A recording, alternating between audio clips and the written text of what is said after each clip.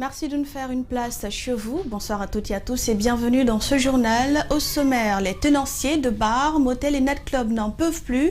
Ils sont excédés par le maintien des mesures interdisant l'ouverture de leurs espaces de loisirs. Et face à la presse ce mardi, ils ont lancé un appel au chef de l'État pour l'atténuation de la mesure qui les tue à petit feu. Le mouvement pour l'électrification de la Haute-Guinée reporte sa manifestation prévue pour ce mardi. L'intervention de la notabilité, notamment du Sotikemo, a permis d'atteindre ce résultat et ces jeunes entendent reprendre leur manifestation le mardi 21 juillet prochain si la situation n'est pas réglée. Et puis Amadou Koulibaly, le Premier ministre ivoirien décédé le vendredi 10 juillet dernier, sera inhumé ce vendredi dans sa ville natale de Korogo. Mais avant, un hommage vibrant lui a été rendu ce mardi à Abidjan et des invités de marque ont pris part à la cérémonie. Bonsoir à tous, nous commençons par cette brève. Nous venons de l'apprendre, Ismaël Condé et Seydouba Souma, respectivement vice-maire et maire de Matam, sont libres. Ils ont été entendus par un juge d'instruction au TPI de Mafanko ce mardi avant d'être placés sous contrôle judiciaire. Une caution dont on ignore le montant aurait été payé. À 24 heures de l'adresse à la nation du chef de l'État, des citoyens font des doléances pour l'allègement des mesures en vigueur depuis près de 4 mois. Dans la cité, pas de psychose, mais chacun souhaite désormais vaquer à ses occupations habituelles. Et ce mardi, notre équipe a rencontré quelques citoyens. Suivez-les au micro de Jenna Bangoura. Cela fait maintenant plus de 3 mois que les Guinéens sont en proie à la pandémie de coronavirus. Aujourd'hui, ils ne cachent plus leur lassitude. Plusieurs d'entre eux interrogés demandent la levée de l'état d'urgence sanitaire. On en a marre. Là où la maladie a fait beaucoup de dégâts, ces gens-là sont libres. Il n'y a plus de chômeurs que de travailleurs. Il n'y a plus de commerçants que de fonctionnaires. Les commerçants ne travaillent plus. Donc il faut qu'ils nous laissent maintenant. Vraiment, nous sommes fatigués. Le président, vraiment, ait pitié de votre peuple. On aime bien le courant et l'eau cadeau. C'est bien, c'est une bonne chose. Mais ce qu'on voit là, c'est pas que ça. C'est que l'électricité, ce n'est pas que ça. Quand on travaille, on a de l'argent, c'est nous tous qui allons gagner. On peut même payer le courant et puis on a les moyens, on se déplace, on ne souffre pas assez. Vraiment que le président passe à sa population, alléger les tâches. Je demande à l'État vraiment d'annuler maintenant cet état d'urgence sanitaire, parce que le contrôle même est lâché par la police. Pour aux activités, bon, rien ne marche comme avant. Donc financièrement, les gens souffrent un peu. Donc il faut que le gouvernement essaye de revoir toutes ces mesures-là. Mais chose en ce qui concerne le port de bavettes, là, ça doit être... Pourtant, les autorités sanitaires n'ont pas encore fini d'en découdre avec le virus mortel. Le cumul de cas confirmés ce 12 juillet était de 6141. Contrairement au précédent, Mamadi Keita lui souhaite un prolongement de l'état d'urgence sanitaire. Il faut que nous acceptons ce que ANSS. Bon, moi, je veux que le président de la République, il n'a qu'à prolonger la date. Parce que ce n'est pas lui qui décide la place de ANSS. Ce n'est pas lui le docteur. On a confié, comment dirais-je, la partie là, à M. Sakoba Keita et ses hommes. Je vois que la maladie n'est pas finie. Reste à savoir laquelle des requêtes sera entendue par le président Alpha Condé, dont le discours est vivement attendu ce 15 juillet. Et dans le même sillage, l'association guinéenne des tenanciers des bars, motels et nightclubs AGT lance un appel au chef de l'État. Elle était face à la presse ce mardi à Conakry au menu des discussions avec les médias, les bavures policières dans leurs installations et le plan de riposte du Covid-19. 4 mois sans activité, ils n'en peuvent plus et demandent une ouverture progressive de leurs activités. Mamadou Sadio Baldé et Alcélie Camara. Plus de 15 000 emplois sur le point d'être mis sur le carreau si l'État n'intervient pas. L'AGT est créée il y a juste 5 mois et déjà plusieurs membres sont enregistrés. Pour les besoins du moment, ils s'adressent directement au gouvernement. Au sein de l'association guinéenne des tenanciers des bars, hôtels et restaurants aujourd'hui, nous avons 810 tenanciers enregistrés au sein de l'association. Au-delà de la perte d'emploi, beaucoup de tenanciers des lieux de loisirs risquent d'être mis à la porte pour non-paiement de location. Nous demandons à l'État de nous faciliter la réouverture des choses pour que nos activités bougent. On est vraiment confrontés à d'énormes problèmes. Nous avons des maisons qui sont en location. Les arnaques policières sont dénoncées, les descentes musclées dans leurs installations flétries, d'où les interpellations des propriétaires de bars et restaurants. Nous avons souvent la descente musculeuse des forces de l'ordre dans nos lieux, chose qui n'est pas vraiment normale pour nous. Les forces de maintien de l'ordre viennent dans des établissements et ferment de manière arbitraire, je veux dire, et même des fois embarquent des clients et des propriétaires d'établissements. On aimerait que ça s'arrête. On aimerait qu'on nous entende et que le décret au moins soit respecté. Ils ne sont pas tous en règle, reconnaissent-ils. Cependant, les subventions de l'État pourraient faciliter la reprise de leurs activités. Nous sollicitons par ailleurs une assistance financière de la part de l'État pour nous aider à redémarrer nos activités au moment venu. La fréquentation des mineurs dans les maquis et motels doivent cesser et à défaut être encadrés. Ils promettent d'y veiller. Autre fait de l'actualité, ils se font appeler plateforme revendicative du FNDC, la troisième dynamique, mouvement et la Zologa, jeunesse citoyenne pour la défense des acquis de la République. Ils se démarquent du FNDC et dénoncent ce qu'ils appellent une démarche ambiguë des leaders politiques et fustigent la coordination du front. Et ce groupe de frondeurs n'est pas pour la marche du 20 juillet prochain. Ils demandent un report. C'est un reportage de Mamadou Sadio Baldé rendu en studio par Mamadou Kalisso. Ils sont considérés par les détracteurs comme des gens payés pour marquer contre leur propre camp. Ils le démentent formellement et demandent aux accusateurs d'exhiber des preuves. La divergence des points de vue avec la coordination nationale du FNDC ne les empêche pas de formuler des recommandations. Au gouvernement de libérer sans condition et sans délai tous les détenus du FNDC et plus largement les détenus politiques. De mettre en place une commission d'enquête indépendante sur toutes les exactions et les tueries survenues lors des manifestations du FNDC. D'assister les blessés alités ainsi que les familles endeuillées. Nous demandons aussi à la coordination du FNDC de s'asseoir à toute manifestation jusqu'à clarification de la candidature du professeur Alpha Condé, congrès qui se tiendra début août. Ils demandent un temps suffisant et mûrir un plan consistant avant d'appeler à une manifestation de rue. De dialoguer à l'interne pour mieux unifier et mobiliser toutes les forces dans le but de bien préparer l'assaut final pour le départ d'Alpha Condé et assurer une alternance démocratique en Guinée. À leurs yeux, les partis politiques ne jouent pas franc jeu. Les positions ambiguës des leaders ne facilitent pas la lutte. Chercher une retraite honorable du chef de l'État est une piste que les partenaires sont invités à jouer. À l'ensemble de nos partenaires techniques et financiers, nous demandons de revoir le dossier de la crise sociopolitique du pays et prévoir un agenda de dialogue interguinéen afin d'accompagner Alpha Condé à la retraite. Une meilleure sortie de crise et une meilleure solution de sortie de crise est encore possible si Alpha Condé le souhaite.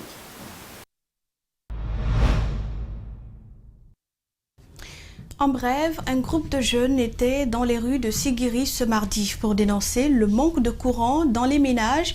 Le mouvement a été vite dispersé par les forces de l'ordre à coups de gaz lacrymogène.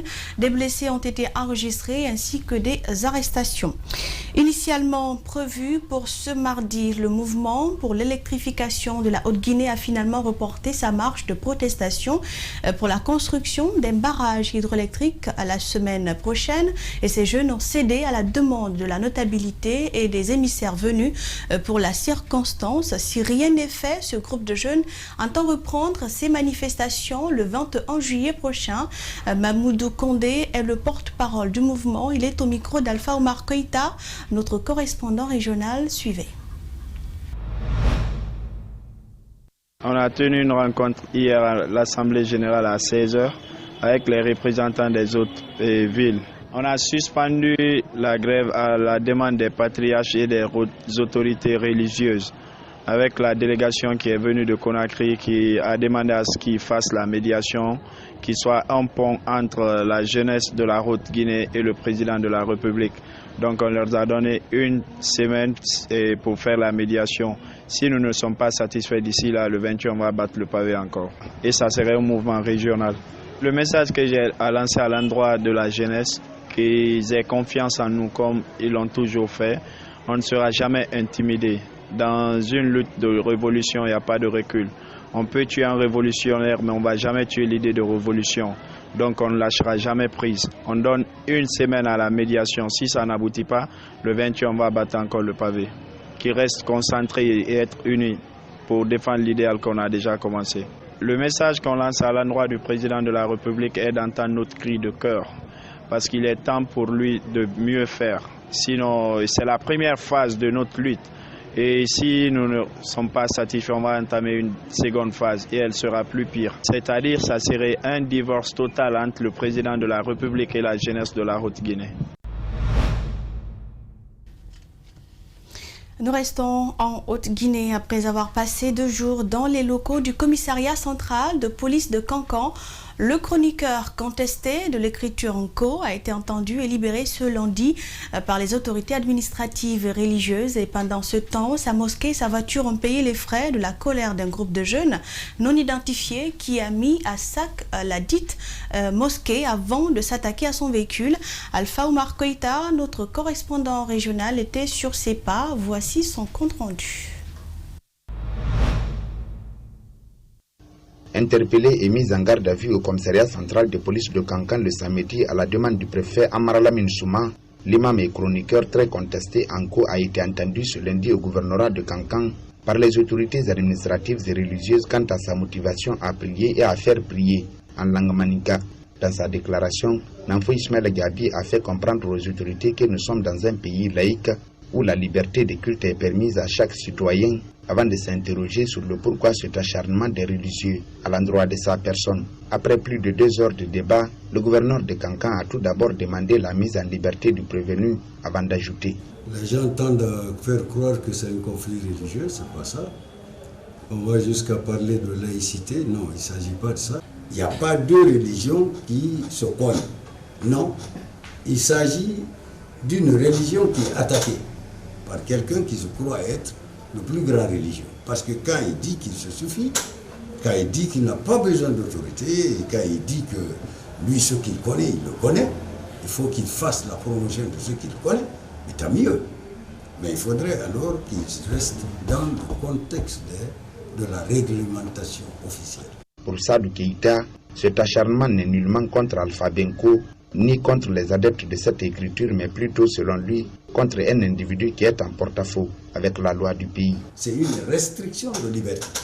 C'est en ce moment que j'ai demandé à ce qu'on le libère, mais qu'il véhicule aussi, qu'il parte avec nos conseils, qu'il respecte les règlements, qu'il respecte les principes. Donc il n'y a pas eu de condition. Qu'il participe aussi à changer l'amalgame qui court. Il ne s'agit pas de Nko. On ne s'attaque pas au Nko. On s'attaque à un individu qui veut être hors la loi. C'est aussi simple que ça. Interrogé sur son avis par rapport à cette décision du gouverneur, Namfo Ismaël Gabi a tout d'abord demandé la libération de ses 5 autres co-détenus avant de déclarer, je cite, « Il n'en est pas question que j'arrête de prier en co et moins d'arrêter de faire la promotion de cette écriture jusqu'à ma mort. » Fin de citation. Aussitôt après la levée de la séance par le numéro 1 de la région, des altercations ont éclaté entre les adeptes de Namfo et certains éléments de la Ligue islamique à la devanture du gouvernorat. Pendant ce temps, un groupe de jeunes s'est attaqué à la mosquée du chroniqueur se trouvant à son domicile dans le quartier Bordeaux. Des jeunes qui ont tout d'abord mis à sac la dite mosquée avant d'endommager en partie sa voiture qui s'y trouvait. Autre fait de l'actualité, la Direction nationale de l'action sociale a décidé d'amplifier la construction des centres de formation professionnelle pour éradiquer la mendicité et l'exploitation des enfants dans le pays. Une décision qui fait suite au démantèlement d'un réseau de trafic d'adolescents albinos le 9 juillet dernier par l'Office de protection du genre et de l'enfance. Justin Leno, Yacouba Traoré, reportage. À Conakry, les adolescents albinos et les handicapés ordinaires mendient au quotidien dans les rues de la capitale. Ils sont visibles sur les trottoirs, devant les mosquées et en pleine circulation, parfois au risque de leur vie. La Direction nationale de l'action sociale n'ignore pas cette réalité. Effectivement, la mendicité d'abord dans notre pays, c'est un problème de société, phénomène de société. Ce n'est pas qu'au niveau des personnes handicapées, c'est presque actuellement à tous les niveaux. Mais pour le cas spécifique des personnes handicapées, nous avons remarqué ces derniers temps une recrudescence, surtout sur le cas des enfants handicapés. Ce n'est pas les enfants même qui pratiquent d'eux-mêmes la mendicité, mais c'est les parents qui les poussent à faire la mendicité. L'insertion sociale des albinos, des mendiants ordinaires, est une priorité pour le département de l'action sociale. Cependant, Moussa Traoré condamne certains parents qui profitent de la déformation physique de leur progéniture pour en faire des sources génératrices de revenus. D'une part, c'est lié à la pauvreté des parents, mais aussi à la méconnaissance aussi des structures de prise en charge. Et parce que quand vous se référez sur le vécu familial du handicap, quand un enfant handicapé naît dans une famille, les parents sont pour le moment désemparés. Et donc ces enfants ne sont pas une priorité dans les familles. S'il s'agit de scolariser des enfants, c'est les non-handicapés qui sont les premiers à être scolarisés. Les enfants handicapés, les parents pensent que c'est de laisser pour compte, on ne peut rien faire pour eux. Un réseau de trafic et d'exploitation d'enfants albinos composé de 6 femmes a été démantelé le 9 juin dernier par l'Office national de protection des enfants. Moussa Traoré compte s'impliquer davantage pour l'insertion sociale de cette couche vulnérable. Donc nous sommes en train de voir avec les infrastructures publiques comment faire un plaidoyer pour que l'accès leur soit facilité à ce niveau. Et le ministère a entamé sur la base de la Convention 159 l'accès à l'emploi pour les personnes handicapées. En 2018, on a eu la chance d'élaborer une loi portant promotion et protection des personnes handicapées qui a été adoptée par le gouvernement et adoptée aussi à l'Assemblée, promulguée par le chef de l'État.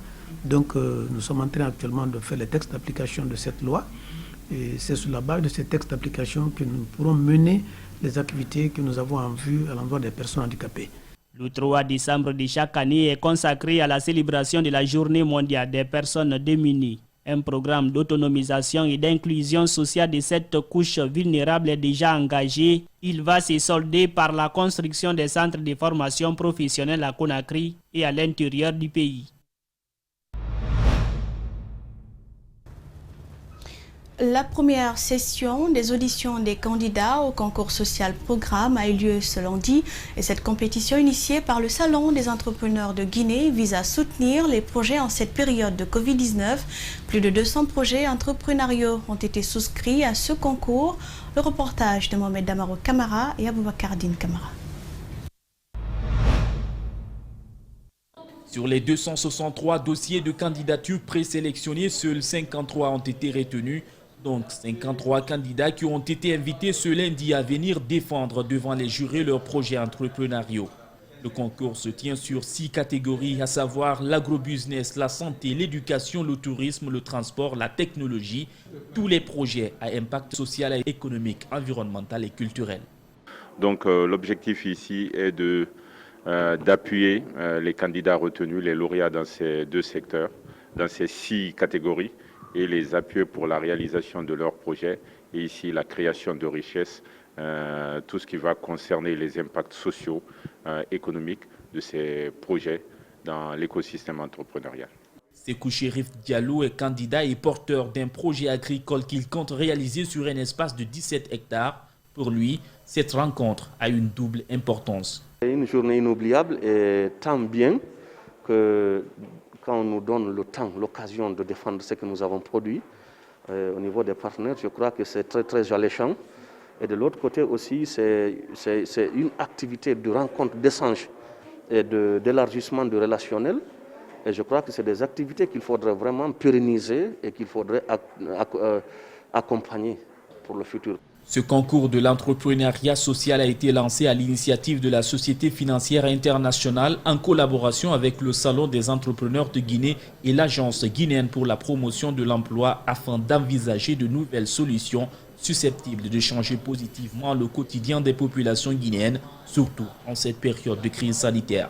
Les premières idées qui ont déjà émergé sont pas mal appréciées. Il y a beaucoup de facilité en matière d'imagination. Et surtout, on se rend compte que les entrepreneurs, les jeunes entrepreneurs guinéens s'intéressent beaucoup à l'agriculture dans tous les différents secteurs et qu'ils sont véritablement engagés à prendre leur destin en main à travers véritablement des actions, des activités génératrices de revenus.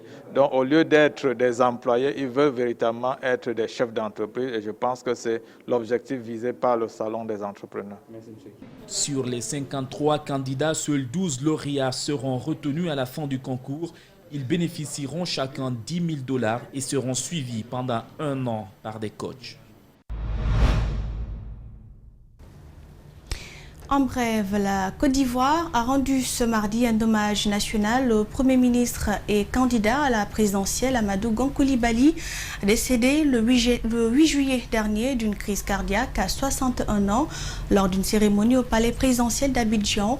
Le chef du gouvernement, très proche d'Alassane Ouattara, devait être son défunt à la prochaine présidentielle.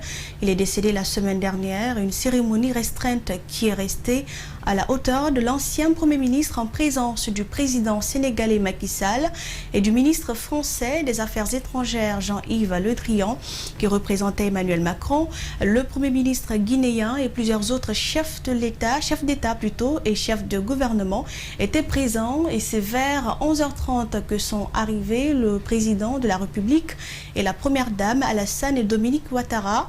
Ils se sont recueillis devant la dépouille du ministre disparu. Le chef de l'État n'a pas pris la parole. Malgré tout, l'émotion était forte pour cet hommage national, notamment lors de la prise de parole de la ministre de l'Éducation, Kandia Camara, qui n'a pas pu retenir ses larmes, et Patrick Hachi, le porte-parole du gouvernement, a aussi prononcé un discours.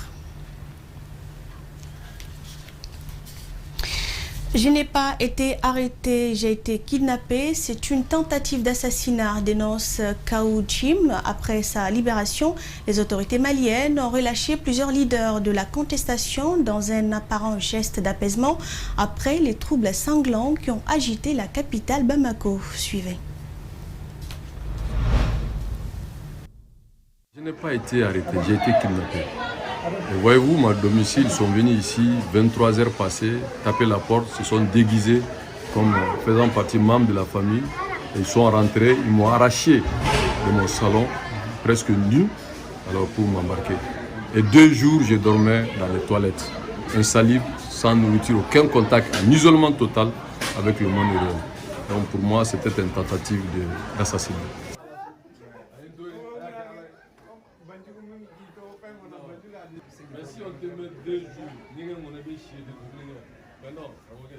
Non, c'est une manière, c'est pas celui de l'État. C'est le monsieur qui a...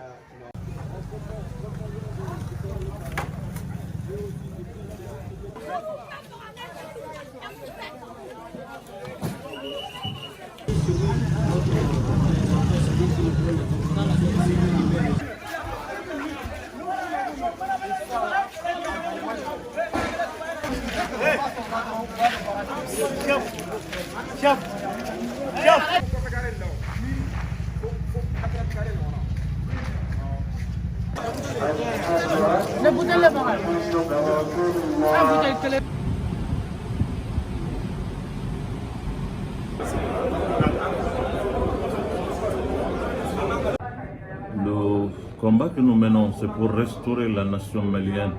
C'est pour encore donner à cette nation sa dignité et son honneur.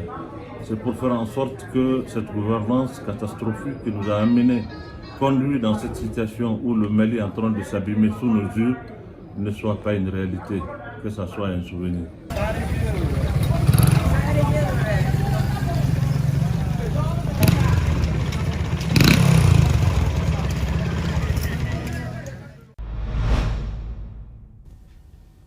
Cette édition a été réalisée par l'ensemble de la rédaction d'Espace TV. Merci à vous de l'avoir suivi. À 22h, vous serez avec Antoine Kourma pour la grande édition. Bonne soirée chez vous.